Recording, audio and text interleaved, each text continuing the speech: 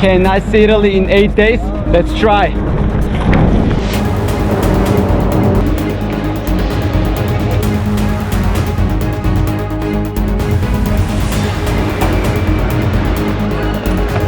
No, not like that. Just let's go. Let's start from beginning.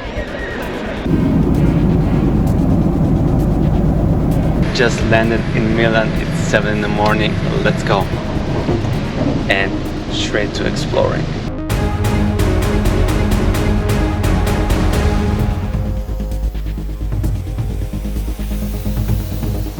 We are going to start our journey from Milan's gate, Arco della Pace, Arc of Peace, which reminds me of Arc of Triomphe. Triomphe. Triomphe. You get it. From Paris, which in fact was built under Napoleon's rule of the short-lived Italian Republic between 1802 and 1805. Galleria Vittorio Emanuele II, which is located right next to the most famous landmark in Milan, Piazza del Duomo. But before we visit this, let us explore the gallery itself. Starting with Victor Emmanuel II, the man who became the first king of unified Italy on March 17, 1861. Gallery itself was built between 1865 and 1877, which makes it oldest active shopping gallery in Italy. After 20 years of occupation, to extend the lease for McDonald's was refused by the gallery, which was later occupied by Prada store. So before this was McDonald's. Clown sued the city for 20 million euros and later on agreed the settlement to have this space. If you want to have a less crowd, come over here at 7 in the morning. There is absolutely nobody. Like, this is it. There's like 5 people. Sforza Castle was built in 15th century by Francesco Sforza, who was Herzog of Milan at that time.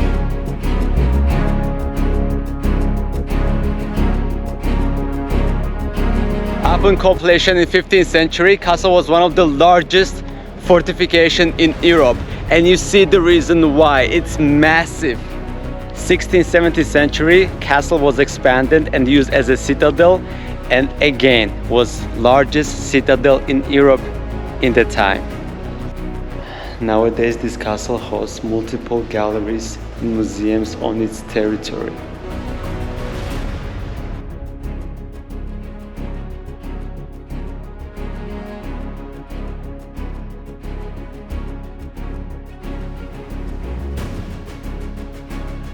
There is also a gallery for Leonardo da Vinci, but exhibition it's closed due to renovation. Okay, let's come back to the Milan's cathedral, or as locals call it, Duomo di Milano. Required almost 6 centuries to be built. Yes, you hear it right, 6 centuries. Dating back to 1386, and the final details were completed in 1965. As you can see, renovation still going on. If we consider only interior area, this is the 3rd largest in the world behind St. Peter's Basilica in Vatican, which I hope we will see, and one in Brazil.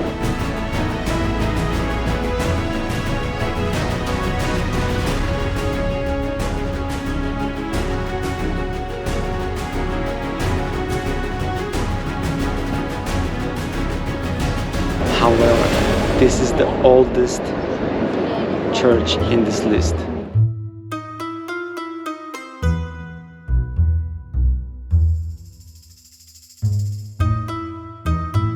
As they say, there are more statues on this Gothic style cathedral than any other building in the world. To be exact, 3,400 statues, 135 gargoyles, 700 figures that decorates Milan Duomo. It took thousands of artists, sculptors, specialized workers, and 78 architects across Europe to finish Milan Cathedral. Next stop of the day is to visit the Last Supper, Leonardo da Vinci's masterpiece.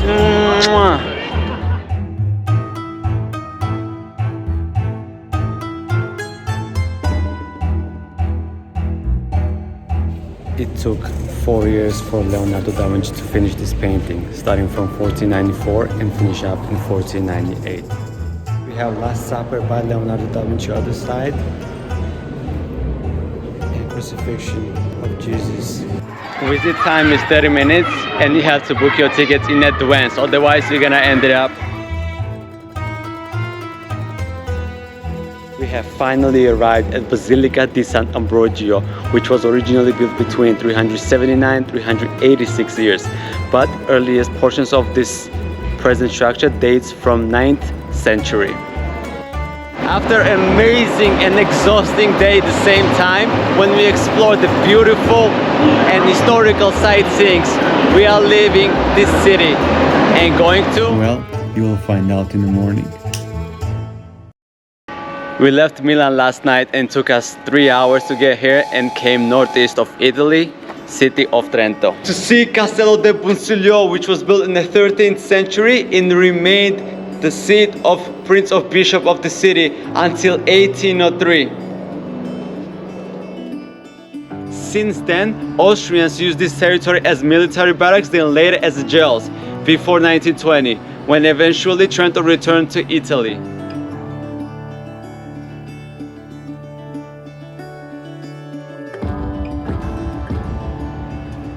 After Trento, it took us 3 hours by the train to come to the city to Mantova, where this beautiful palazzetti located. Let me just show you what's going on.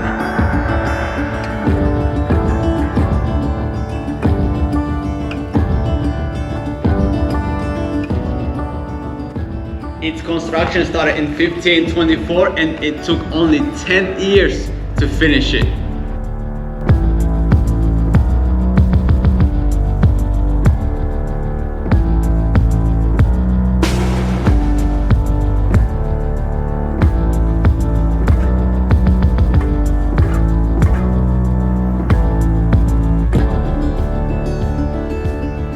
To be honest with you guys, this is the best fresco drawings I ever seen in my life.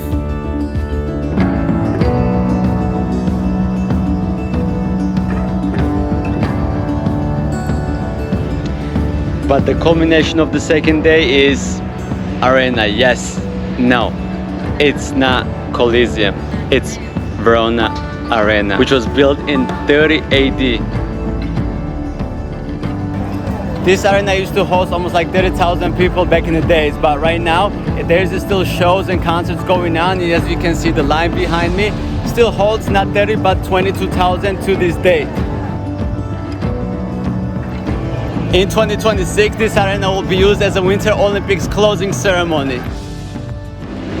Day number 3 and we finally arrived in the most desired city in the world, Venice or Venezia.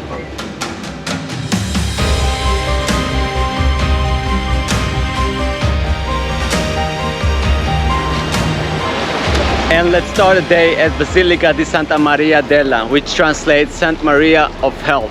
To understand why it was called like that, we must visit Venice history in 1630, when the city experienced an unusually devastating outbreak of the plague. Venetians built the church and dedicated the Lady of Health. And voila! Behind me it's a Deutsch palace, which was burned numerous times, but hopefully it won't happen today. This place held the same meaning as the White House means to us, where Venice government used to gather and make laws, trades and decisions that affected everyday life of people of Venice. If you ever wanted to enter this building, you're supposed to be part of the government or from some rich family. Nowadays you just need $35.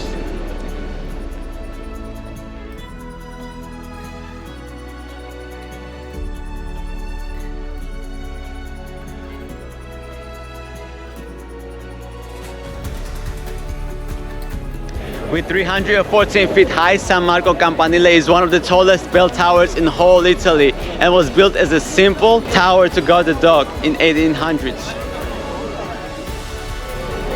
Of course, later it was rebuilt and modified. An earthquake devastated tower in March 1511, which required consolidation works, and from we have the present appearance nowadays. However, in 1902, Campanile di San Marco collapsed, where there was no damages to Basilica and there was no victims.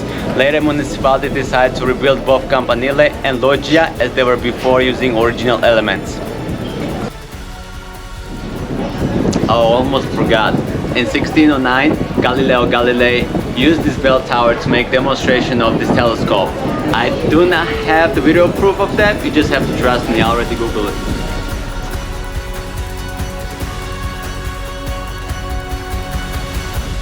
St. Mark's Basilica, like everything else in this country, was destroyed and rebuilt multiple times. Most recent accident was 2019 when church was flooded. The most interesting fact which I found was these golden mosaic pieces are real gold. You see this line? If you want to skip it, just pay a little bit extra. It costs $30 to skip the line and visit everything in this basilica.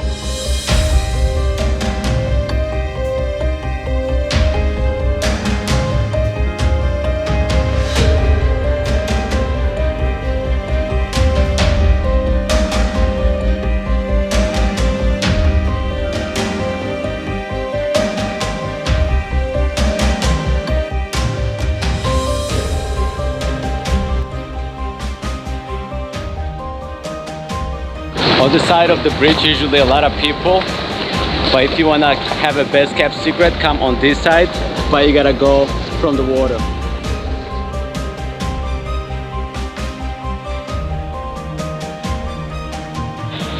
This is the third day in Italy. Everyone was saying like Venice is not good, Florence is better. I have not seen Florence, but I gotta admit, I fell in love in Venice. This is the day 4 in Italy and I couldn't wait when this day comes, and the reason is I don't think this logo requires any further explanation, so let's go inside and explore everything.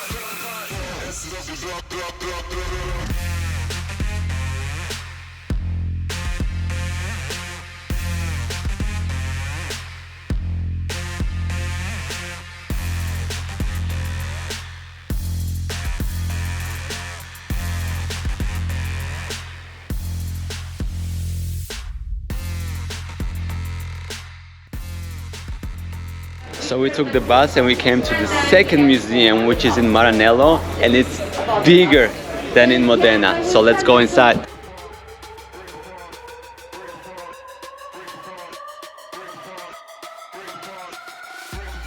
In Ferrari Maranello Museum, you can do Formula 1 simulator, which we're gonna try right now.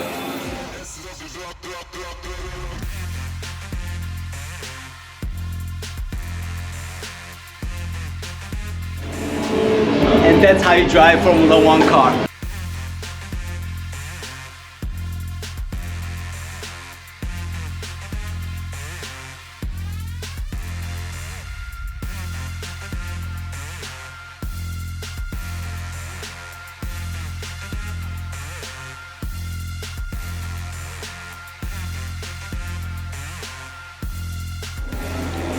That's how we finished the Ferrari Museum. We're going to the next one. I'm not a big fan of opera, but being in Modena and not visit Luciano Pavarotti's home would be a crime.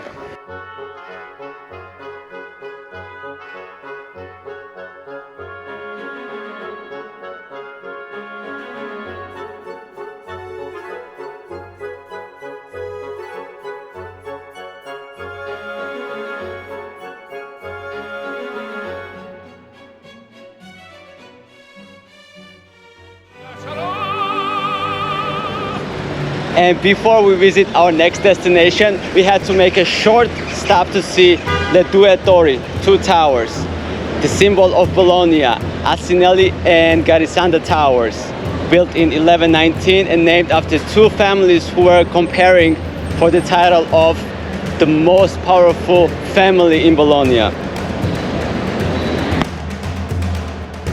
I wish I spent more time in Bologna.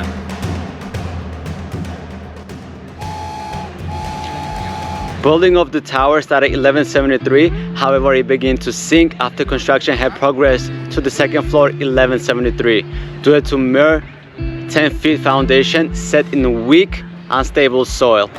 Throughout the Italy's history, foreign debts and wars were against Italy's economy and development. In result, a lot of construction was halted and never finished.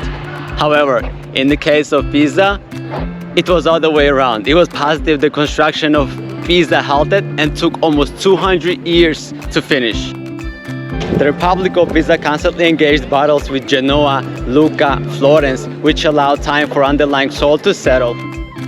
Otherwise, tower would certainly have toppled. In 1284, construction halted again when Pisans were defeated by Genoese. Later it was resumed and the 7th floor was completed in 1319 and the bell chamber was finally added in 1372. In short, if there was no debts and wars, we would never had Pisa Tower.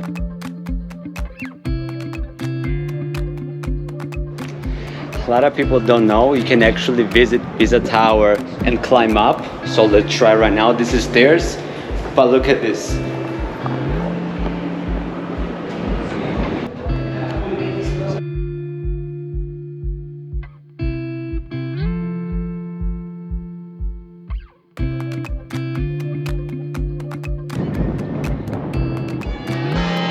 You can actually climb up Pisa Tower all the way to the top.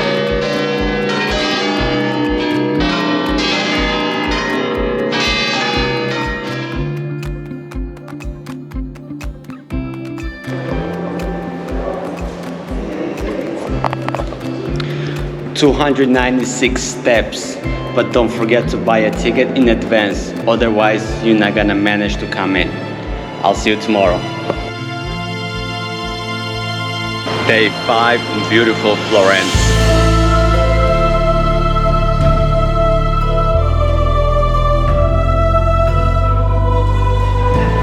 And what else to start if not city's visit card, which is Florence Cathedral, Baptistry, and the tower. Oldest building between them is Baptistry, which was constructed between 1059 and 1122. This means that construction of this iconic religious monument started nearly 1,000 years ago.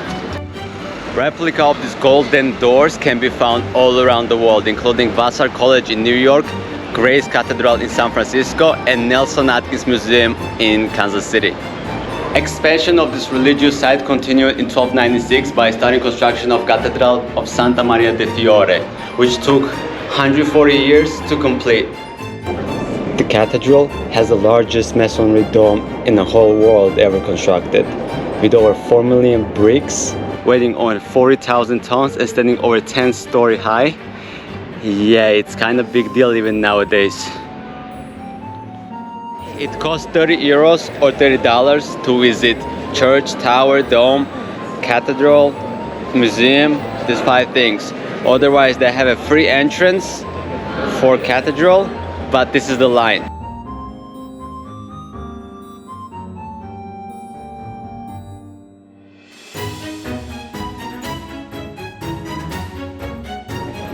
This is the line if you have a ticket, so make sure book the tickets way ahead. And 463 steps at the dome. Giotto's tower was opened in 1359 and the tower is divided horizontally into 5 stages with 7 bells dating from 1705 and the last one was installed in 1956 and it is made of white, green and red marble like the cathedral. You have 45 minutes to climb up and down Giotto's tower's 414 steps. This is heart of Florence, Piazza della Signoria, which has been the center of the city since Roman times. From here you can walk to any significant sightseeing. A Palazzo Vecchio is just right next to it. Building has been mostly used for the government and religious purposes, but also served as the residence of the most powerful family in the city, Medici family, when they moved over here in 1540s. Uffizi Gallery was the part of Medici family till 1737, since Anna Maria Luisa de' Medici was the final member of the dynasty, and without male heirs, she decided to donate entire collection. billions of dollars in art and property back to the city they made possible, Firenze. In 1911, Florentine man stole Mona Lisa from Louvre in Paris. His heroic goal was to bring Da Vinci's painting back to homeland. Little did he know, the Mona Lisa was purchased and its rightful home is in France. Just because a painting is created by an Italian artist doesn't mean it belongs to Italy. He offered stolen painting to Uffizi Gallery, who promptly contacted Louvre and informed them of missing of whereabouts. Then for a short time, Mona Lisa hung on the walls of Uffizi before returning home to Paris. Basilica di Santa Croce di Firenze has become known as the Pantheon of Florence due to many tombs and funerary monuments of famous Florentinians, including political leader and icon Niccolo Machiavelli and the scientist Galileo Galilei. The Pitti Palace was constructed in 1458. Throughout its history, Napoleon, yeah, that guy, made it his seat of power when he controlled Italy. Later briefly became the residence of King Victor Emmanuel II, the same Emmanuel that Milan Gallery was named after. There is a small hill on top of the Florence when you can have these beautiful panoramic views. Florence, thank you so much. Rome, I see you soon. All roads lead to Rome. I mean, at least my sixth day for sure leads to Rome. Let's start the day with the central square, Piazza della Repubblica, which was center of the city since Roman Empire. From there we came to Trevi Fountain, and we're gonna test if it's true that if you throw the coins, wishes come true. So we're gonna throw 2 nickels for like and comment, and 50 pence or 50 European cents, whatever, for subscribe. Let's see if it's gonna work. Trevi Fountain is the first place. When 8 in the morning you come and you see this many people. Other places there was absolutely nobody. Turns out you can stand over there, and if you do, you get kicked out. Police who kicked me out earlier, guess what? I'm back over here.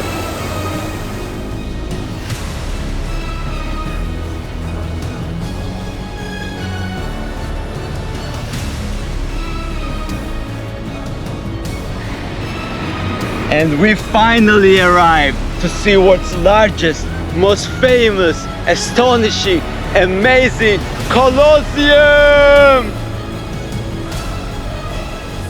I can't believe this was one that was constructed in 1950 years ago.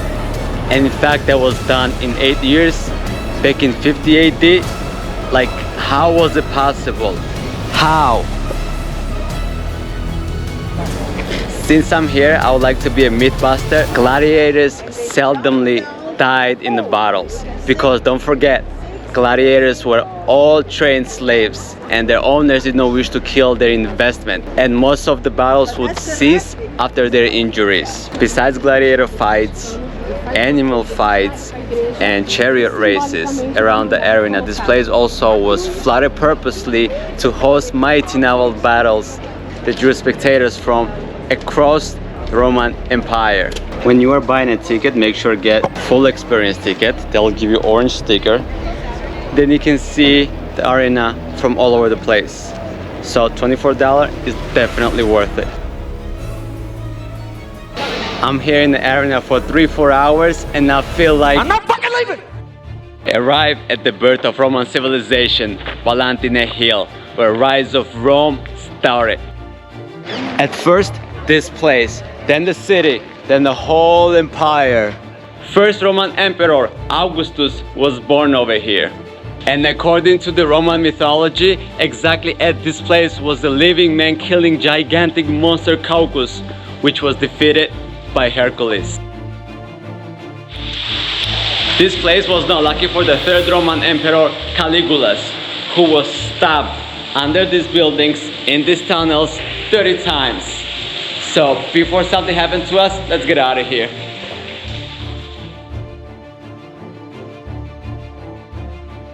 Originally built as a temple dedicated to the pagan gods of Rome, the Pantheon has been place of worship for almost 2 millennia. Pantheon, it's a Greek word and means honor of all God.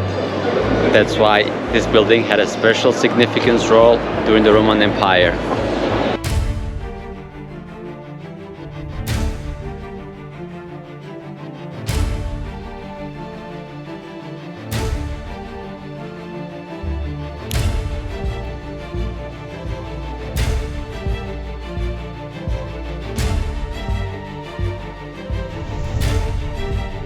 Spanish Steps that has absolutely nothing to do with Spanish because it was designed Italians and funded by a French diplomat.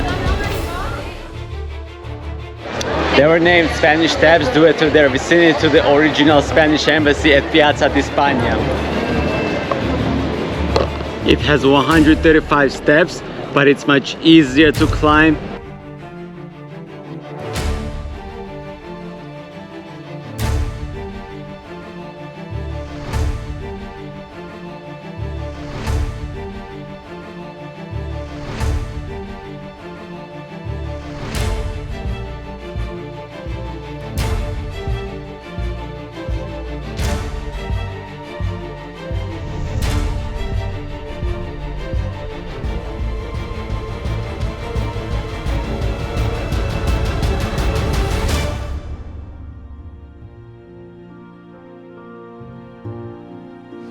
Vatican City, holy, the holiest, is an absolute monarchy with the Pope at its head. Wait a minute, why is this so dark? That's better. The Vatican City means its own euros, prints its own stamps, issues passports and license plates, operates media outlets and its own flag and anthem. We're currently inside of the largest basilica in the world.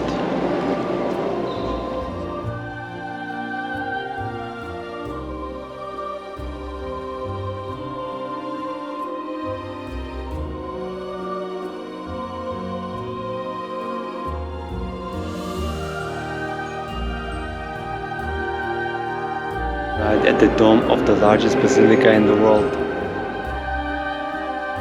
Even though you take the elevator, you still have to climb 304 steps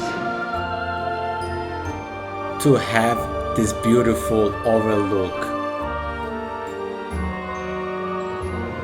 We are entering the Sistine Chapel. Unfortunately, we cannot record anything and I don't want to get kicked out from anywhere, so we're gonna behave this time. It is said that Vatican museums contain the world's largest collection of art, with 9 miles of pieces throughout the 1,400 rooms, chapels, and galleries.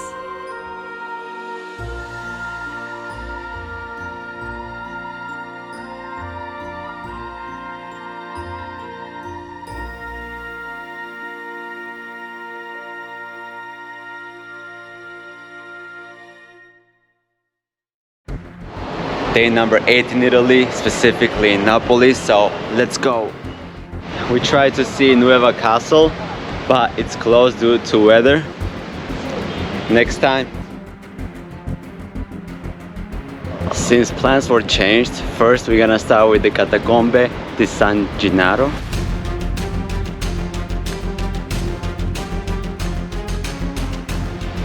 Since a lot of stuff was closed in Naples due to weather, I decided to come at Pompeii, once a lavish city home of wealthy residents and luxurious buildings, villas and decor. Now, this is what is left from volcanic eruption of Mount Vesuvius. There were 27 serious eruptions from 79 AD to 1944.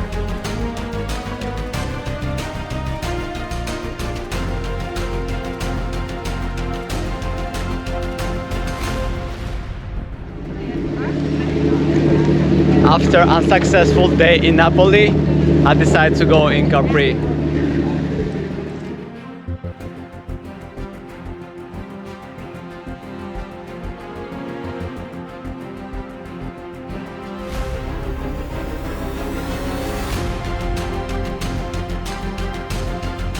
This is it. This is the 8th day in Italy. We started from Milan, Verona, Venice, Bologna, Florence, Roma, and we are here right now in Capri.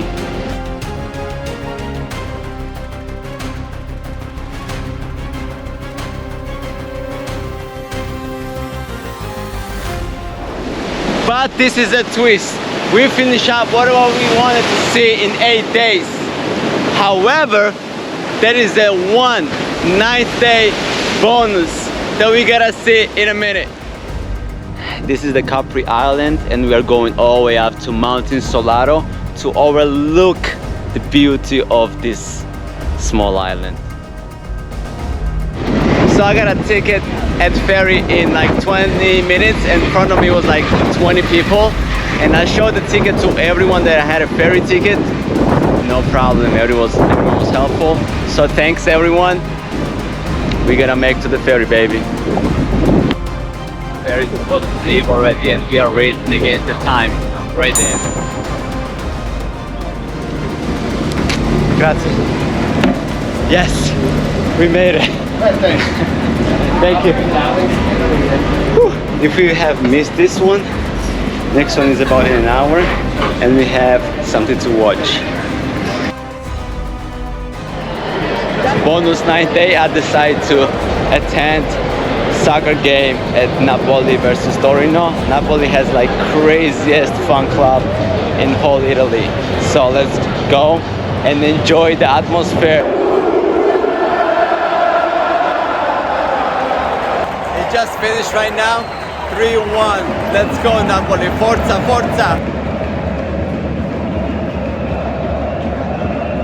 This is it, my friends. I hope you enjoyed the video as much as I enjoyed filming it, traveling it, exploring it. So please like, share, comment, subscribe, whatever. I'll see you in the next one.